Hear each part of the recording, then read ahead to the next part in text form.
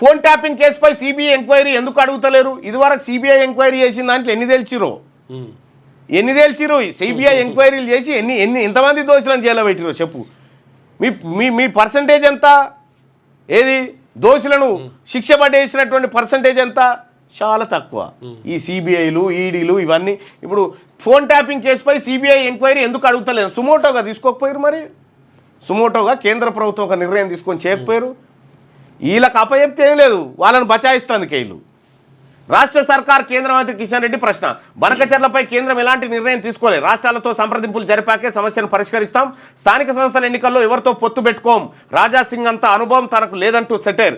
ఆయుధాలు వీడి చర్చలకు రావాలని మావోయిస్టులకు పిలుపునిచ్చిండట.